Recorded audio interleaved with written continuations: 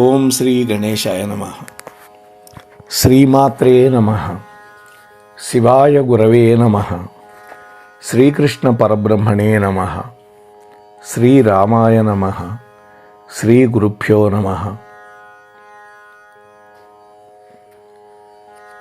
నారాయణం నమస్కృత్య నరం చైవ నరోత్తమం దేవీం సరస్వతీం వ్యాసం తతో జయముదీరయేత్.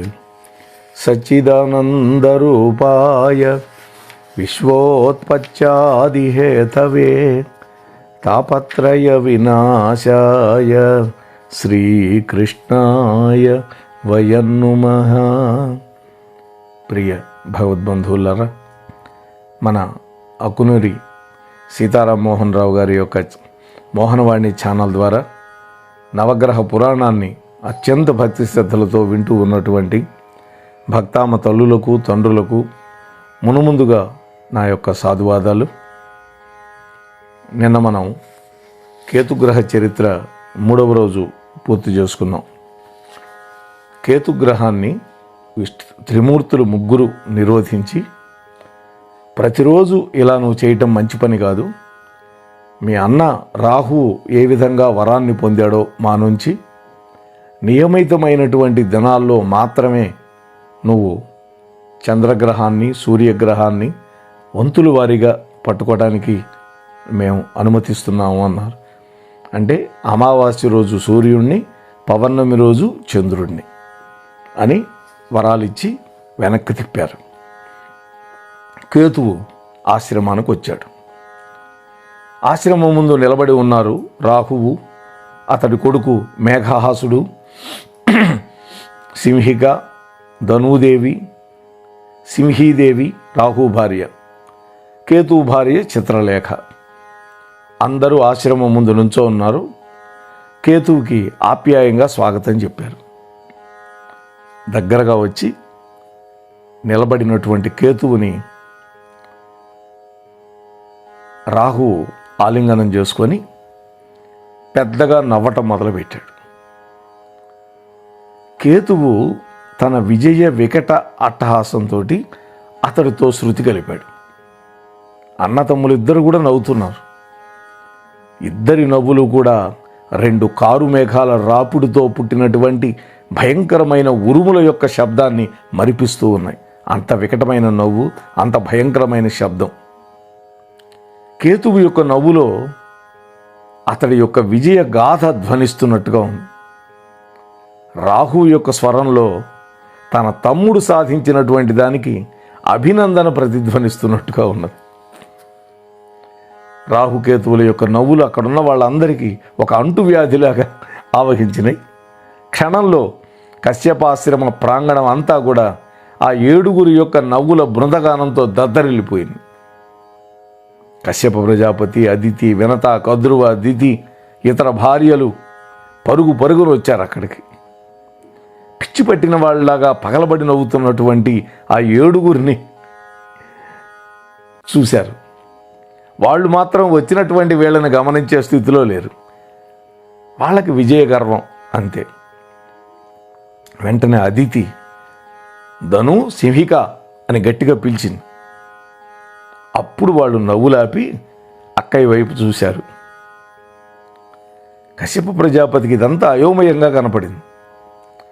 చంద్రుడిని కబళించడానికి వెళ్ళినటువంటి కేతువు కూడా అక్కడే ఉన్నాడు.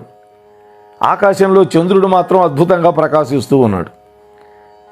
అయినా మరి వీళ్ళు ఎందుకు నవ్వుకుంటున్నారు, వీళ్ళకి ఏం విజయం వచ్చింది అని ఆయన అనుకుంటున్నాడు.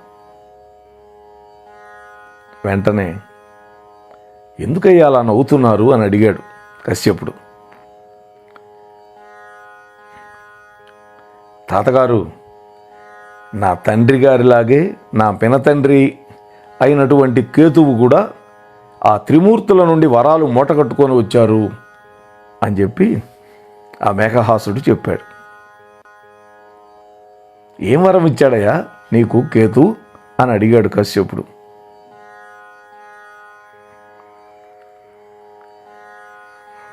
తండ్రి, ప్రతినిత్యం కాకుండా కేవలం పర్వదినాల్లో మాత్రమే పట్టుకోమని కట్టడి చేశారు మమ్మల్ని. త్రిమూర్తుల మీద ఉండే గౌరవంతో రెండోది మీకు తండ్రి అయినటువంటి బ్రహ్మదేవుడి యొక్క ఆజ్ఞను కూడా మేము ధిక్కరించలేక వచ్చామన్నారు. నాయన, చాలా మంచి పని చేశారు, చక్కటి ఒడంబడిక. మీరిద్దరూ నా కొడుకులే, ఆ సూర్యుడు నా కొడుకే. నా కంటిని నా వేలుతో నేనే పొడుచుకునేటట్టుగా ఉన్నటువంటి పరిస్థితి వల్ల, మీరు చేసిన పని వల్ల లోపలే కుమిలిపోతూ ఉన్నాను నేను ఇన్నాళ్ళు. ఆ చంద్రుడు కూడా మనకి దూరస్తుడేం కాదు నాయన. నా తండ్రి గారి సోదర మానసపుత్రుడైనటువంటి అత్రి కుమారుడే, నాకు కుమారుడే చంద్రుడు అన్నాడు. నాన్నగారు అన్నీ పరిగణనలోనికి తీసుకున్న తర్వాతే మేము త్రిమూర్తుల యొక్క సూచనకి అంగీకరించాం అన్నాడు. సంతోషం నాయన. సూర్యుడితో పాటు మీరిద్దరూ కూడా ఉన్నత స్థానాలు సాధించుకున్నారు. వీళ్ళకు కూడా గ్రహస్థితి ఇచ్చాడు కదా, లోకారాధ్యులు కాబోతున్నారు. అందువల్ల ఇద్దరినీ నేను హృదయపూర్వకంగా అభినందిస్తున్నాను, ఆశీర్వాదాలు కూడా మీకు అందిస్తున్నాను అని కశ్యపుడు ఆప్యాయంగా చెప్పాడు. సింహకు కూడా ఆనందపడి, నా బిడ్డ ప్రయోజకుడు అయ్యాడు కదా, మరి నన్ను కూడా అభినందించరా అన్నది భార్య. నా పుత్రుడు కూడా అన్నది ధనుదేవి. నన్ను కూడా అభినందించి ఆశీర్వదించండి పితామహ, ఎందుకంటే మీ పుత్రులు ఇద్దరి కోసం తపస్సు చేసి ఆ శంకరుణ్ణి మెప్పించి వరాలు పొందిని వచ్చాను కదా నేను అన్నాడు మేఘహాసుడు తాతయ్య దగ్గరకు వచ్చి. పుత్రులు పౌత్రులు అందరూ గొప్పవాళ్ళు అవుతున్నారు. ఇది మన గొప్ప కాదయ్యా, ఆ పరమాత్ముడి యొక్క సంకల్పం, నా అదృష్టం. ఇది ఎవడైనా సరే చెప్పవలసిన మాట. అంతటి కశ్యప ప్రజాపతి చెబితే మనమెంతండి? మన ప్రయోజకత్వం వల్ల మనం ఏదో సాధించాం అనుకోకూడదు. ఆ పరమాత్మ దివ్యానుగ్రహం మన మీద ఉండబట్టి మన వల్ల అయింది. ఈ విషయం ఎప్పుడూ మర్చిపోకూడదు.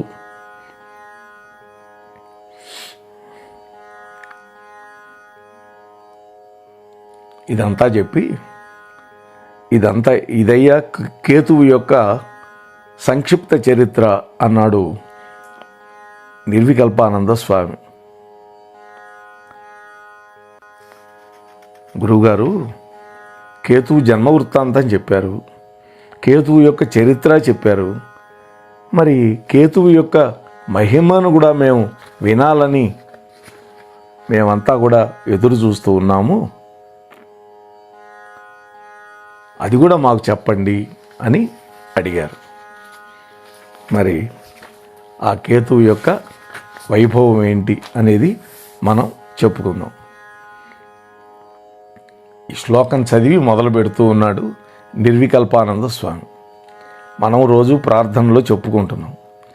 పలాశ పుష్ప సంకాశం తారకాగ్రహమస్తకం రౌద్రం రౌద్రాత్మకం ఘోరం తం కేతుం ప్రణమామ్యహం అని 2 చేతులు జోడించి ప్రార్థించాడు గురువుగారు నిర్వికల్పానందుడు. గురువుగారు పలాశ పుష్పం అంటే ఏమిటి అని అడిగాడు. చూడండి, మోదుగు పువ్వు నాయన అన్నాడు. కేతువు యొక్క రంగు మోదుగు పువ్వులాగా ఎర్రగా ఉంటుంది. ఇతర గ్రహాలకు లాగే నవగ్రహాలలో 9వ గ్రహమైనటువంటి కేతువు కూడా అనేకమైన కారకత్వాలు ఉన్నాయి. వాటిలో మహత్తరమైనటువంటి కారకత్వం ఒకటి ఉంది, అదే మోక్ష కారకత్వం. మానవుడికి జనన మరణ చక్రం నుండి విముక్తి అనేటువంటి మోక్షం లభించాలి అంటే కేతుగ్రహం యొక్క శుభవీక్షణ చాలా చాలా ముఖ్యమైనది అన్నాడు. ఆ కేతుగ్రహం యొక్క దయలేని కారణంగా విశ్వ ప్రయత్నం చేసినప్పటికీ మోక్షాన్ని కానీ స్వర్గాన్ని కానీ అందుకోలేకపోయినటువంటి ఒకానొక పురాణ పురుషుడి యొక్క గాథ మీకు చెబుతాను అని నిర్వికల్పానంద స్వామి శిష్యుల వైపు ప్రసన్నంగా చూస్తూ ఉంటే నేను కూడా యథాశక్తి మీకు చెప్పడానికి ఉద్యుక్తుని అవుతున్నాను, నా ఆరాధ్య దైవమైనటువంటి రామచంద్రమూర్తి యొక్క కృపతోటి. ఇందాక మనం హరిశ్చంద్రుడి కథ చెప్పుకున్నాం కదా, ఆయన తండ్రి ఎవరో మీకు తెలుసా అని అడిగాడు. సత్యవ్రత మహారాజు అన్నారు.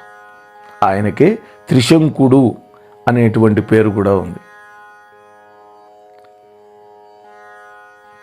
అనగానే శిష్యుడు అడిగాడు, గురువుగారు, సత్యవ్రత మహారాజు గారికి త్రిశంకుడు అనే పేరు ఎందుకు వచ్చింది? మాకు కొంచెం ఆసక్తిగా ఉంది, ఈ విషయం మాకు చెప్పండి అని అడిగారు. శిష్యులారా, కులగురువు అయినటువంటి వశిష్ఠుల వారి కోపం వల్ల, శాపం వల్ల ఆ సత్యవ్రతుడు త్రిశంకుడయ్యాడు.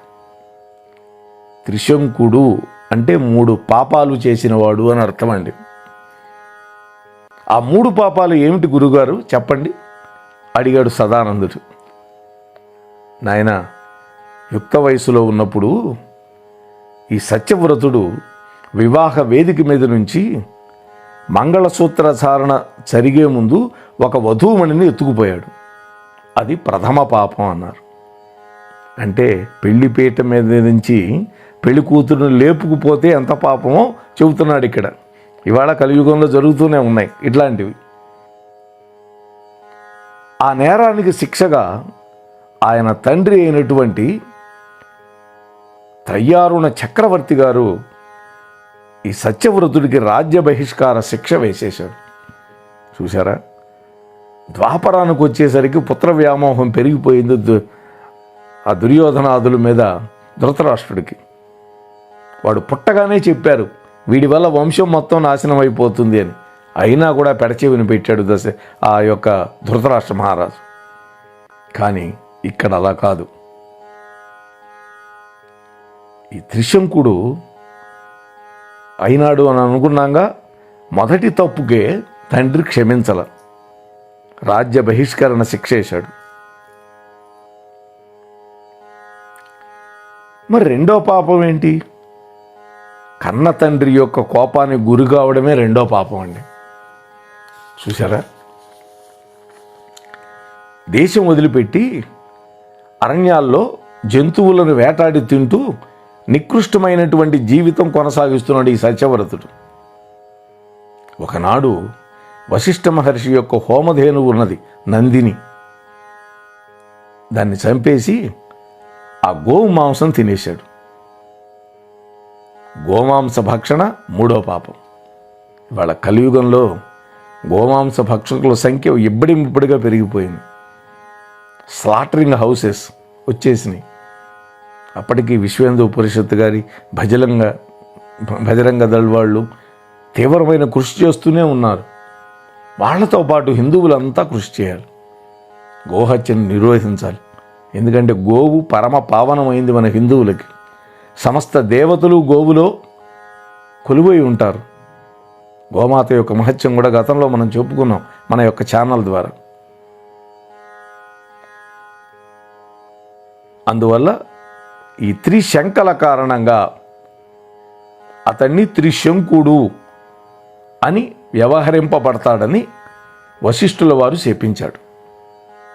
ఆనాటి నుండి సత్యవ్రత మహారాజు త్రిశంకుడుగా ప్రఖ్యాతమయ్యాడు.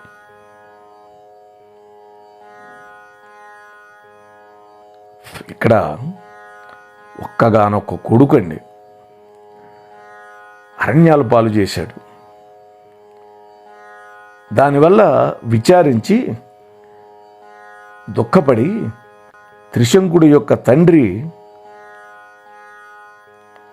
ఆ త్రయ్యారుణ చక్రవర్తి కొడుకును పిలిపించి రాజుగా అభిషేకించాడు. చూడండి, దేశ బహిష్కరణ విధించాడు. కానీ ఉత్తరాధికారి లేడు రాజ్యానికి. ఏం చేయాలి పరిస్థితి? అందువల్ల 3 పాపాలకి ఒడిగట్టి త్రిశంకుడు అని పేరు పొందినటువంటి తన కొడుకునే మళ్ళీ పిలిపించి రాజ్యాభిషేకం చేశాడు. చాలా సంవత్సరాలు రాజ్యపాలన చేసినటువంటి త్రిశంకు చక్రవర్తికి జీవితం మీద విరక్తి కలిగింది. మరణించకుండానే స్వర్గానికి వెళ్ళాడు. వెళ్ళి తద్వారా మోక్షాన్ని పొందాలి అనేటువంటి ఒక భయంకరమైన బలమైనటువంటి సంకల్పం కలిగింది. మామూలుగా మరణించి స్వర్గానికో నరకానికో వెళతారు ఎవరైనా, కానీ ఈ శరీరంతోటే స్వర్గానికి వెళ్ళి అక్కడ భోగాలు అనుభవించి దానివల్ల మోక్షాన్ని పొందాలి అనేటువంటి ఒక బలమైనటువంటి సంకల్పం ఆయన మనసుకు వచ్చింది. ఆ త్రిశంకుడికి కులగురువు అయిన వశిష్ఠ మహర్షి దగ్గరికి వెళ్ళి ఆ విషయాన్ని వివరించి చర్చించాడు. ఏమంటున్నాడు? గురుదేవా, జీవితంలో విసిగిపోయాను, రాజ్యపాలనతో అలసిపోయాను, ఈ జీవితం పట్ల అధికారం పట్ల నాకు విరక్తి పుట్టింది, వైరాగ్యం వచ్చేసింది అనగానే త్రిశంకు, ఈ వయసులో అది సహజమే కదా నాయన అన్నాడు. నీ కొడుకు హరిశ్చంద్రుడు పెద్దవాడయ్యాడు, అతన్ని రాజుగా అభిషేకం చేసి నీవు నివృత్తి జీవితం గడుపు అన్నాడు. అంటే మోక్ష సాధన చెయ్యి అని. ప్రవృత్తి నివృత్తి అని రెండు మార్గాలు ఉంటాయి. ప్రవృత్తి మార్గం అంటే సంసారంలో ఉండడం, నివృత్తి మార్గం అంటే మోక్ష మార్గం. వానప్రస్థుడై మోక్ష మార్గాన్ని అవలంబించు అన్నాడు. గురుదేవా, నా ఉద్దేశం నివృత్తి జీవితం గడపడం కాదు, నాలో మోక్షేక్ష బలంగా ఉంది, నేను స్వర్గానికి వెళ్ళాలి గురుదేవా ఈ శరీరంతో అన్నాడు. వశిష్ఠుడు నవ్వి, అది మన చేతుల్లో లేదయ్యా త్రిశంకు, స్వర్గమో నరకమో మానవుడు మరణిస్తే గాని తేలదు, మరణం కూడా మన చేతుల్లో లేదు. స్వర్గవాస కాంక్షతో కనుక ఎవడైనా ఆత్మహత్య చేసుకుంటే వాడికి నరకం తప్పదు అన్నాడు. ఇది మనం గుర్తుపెట్టుకోవాలి. వాళ్ళు ఆత్మహత్య మహాపాపం, పాపాలలో ఘోరమైన పాపం.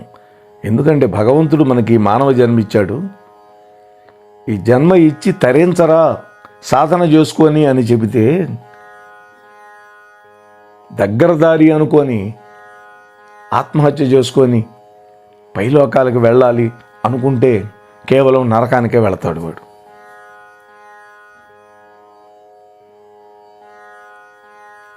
అయినా పట్టు వదలకుండా త్రిశంకుడు, గురుదేవా దయచేసి నన్ను పూర్తిగా చెప్పనివ్వండి, నేను మరణించకుండానే ఈ శరీరంతో నేరుగా స్వర్గానికి వెళ్ళాలి. బొందితో స్వర్గం. బొందితో స్వర్గానికి వెళ్ళిన వాళ్ళు అర్జునుడు ఒకడున్నాడు. వనవాస సమయంలో పరమేశ్వరుడి దగ్గర పాశుపతాన్ని పొంది ఆ తరువాత మాతల యొక్క రథం ఎక్కి దేవేంద్రుడు లోకానికి వెళ్ళాడు. అక్కడ 5 ఏళ్ళు ఉన్నాడు. ఆ తరువాత మహాప్రస్థానం జరిగేటప్పుడు అంతటి అర్జునుడు కూడా పడిపోయినాడు. కేవలం ధర్మరాజు మాత్రమే సశరీరంగా వెళ్ళగలిగాడు. ఇది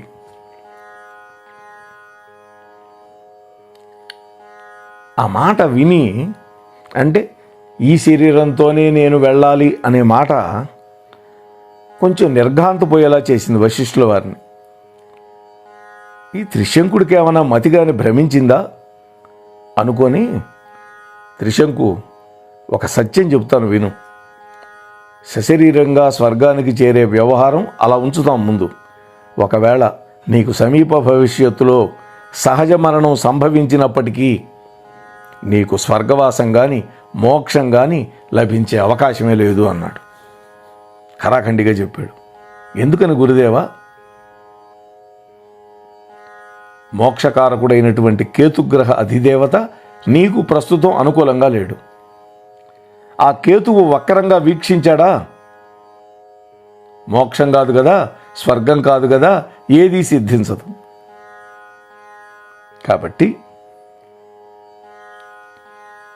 నువ్వు ప్రయత్నం మానుకో అన్నాడు. త్రిశంకు చక్రవర్తి వశిష్ఠుల వారిని చూస్తూ ఉన్నాడు. మామూలుగా చూడటం కాదు, తీక్షణంగా చూశాడు. గురుదేవా, ఆ గ్రహచారాన్ని అదృష్టాన్ని మర్చిపోండి, నన్ను బొందితో స్వర్గానికి పంపించే మహత్తరమైన సంకల్పంతో ఒక అద్వితీయమైనటువంటి మహాయాగం చేయండి. మీరు అందుకు సమర్థులని నాకు తెలుసు. మా వంశానికి చెందినటువంటి వైవస్వతమను మహారాజుకి యజ్ఞాచరణంతో సంతానం కలిగేలా చేసింది మీరే కదా. అటువంటి మీకు నన్ను స్వర్గానికి పంపించడం ఏమంత లెక్కలోది లేదు అన్నాడు.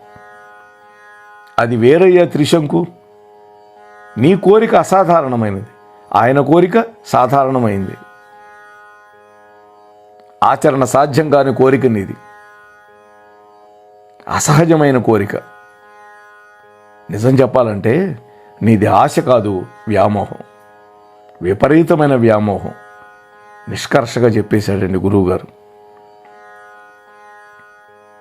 గురుదేవ, నా విపరీత వ్యామోహాన్ని ఆశగా ఆశయంగా వర్తింపజేయండి, పరివర్తింపజేయండి, మార్చండి. అంటే నా వ్యామోహాన్ని ఆశయంగా మార్చండి అంటున్నాడు. సశరీర స్వర్గయానానికి మోక్షానికి అనువైనటువంటి యాగం చేయండి.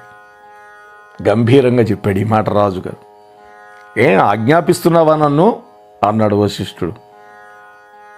అర్థించాను, అభ్యర్థించాను, ఈ రెండిటికి మీరు లొంగలేదు. ఇప్పుడు మహారాజుగా నేను ఆజ్ఞాపిస్తున్నాను అన్నాడు. అయితే నీ ఆజ్ఞను నేను తిరస్కరిస్తున్నాను అన్నాడు. మళ్ళీ చెబుతున్నాను త్రిశంకు, మోక్షకారకుడైనటువంటి కేతుగ్రహం నీకు ఇప్పుడు అనుకూలంగా లేదు. అందువల్ల ఒకవేళ యజ్ఞం చేసినా అది విజయవంతం కాదు, సఫలం అంతకంటే కాదు. అటువంటి ఫలించనటువంటి క్రతువులని ఈ వశిష్ఠుడు చేయడు అన్నాడు. అంతేకాదు, 3 రకాల పాపాలు చేసి పాప పంకిలమైపోయింది నీ శరీరం, నీ చేత యజ్ఞం చేయించే ప్రసక్తే లేదన్నాడు. చూడండి,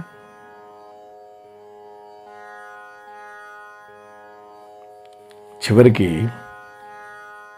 క్రోధాన్ని ప్రదర్శించేసరికి వశిష్ఠుల వారి కోపం వచ్చి నీ రూపం వికృతమైపోగాక అని కూడా శపించాటండి. ఇంతటి దుస్థితి వచ్చింది సాక్షాత్తు హరిశ్చంద్ర మహారాజు యొక్క తండ్రికి. ఆలోచించండి, ఇంకా మనం ఎంతటి వారమండి, ఆలోచించండి.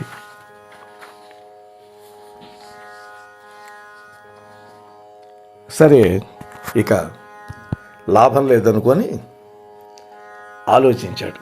ఏం చేయాలి, ఎలా నేను బొందితో వెళ్ళాలి, ఎవరు నన్ను పంపించగలుగుతారు అని ఆలోచిస్తే వశిష్ఠుడికి బద్ధ విరోధి అయినటువంటి విశ్వామిత్రుడు జ్ఞాపకానికి వచ్చాడు. మరి అటువంటి వాడు విశ్వామిత్రుడి దగ్గరికి వెళితే ఏమైంది, తదితర విశేషాలతోటి రేపటి రోజు కలుసుకొని మనం ముచ్చరించుకునే ప్రయత్నం చేద్దాం. అంతవరకు ఈ ఛానల్లో వచ్చేవన్నీ వీక్షిస్తూ ఉండండి, మీతో పాటు మరికొంతమందికి పంచండి, అలాగే మీ కామెంట్ను కూడా పెట్టండి అని మీతో మనవి చేసుకుంటూ ముగిస్తున్నాను. స్వస్తి సర్వేషాం.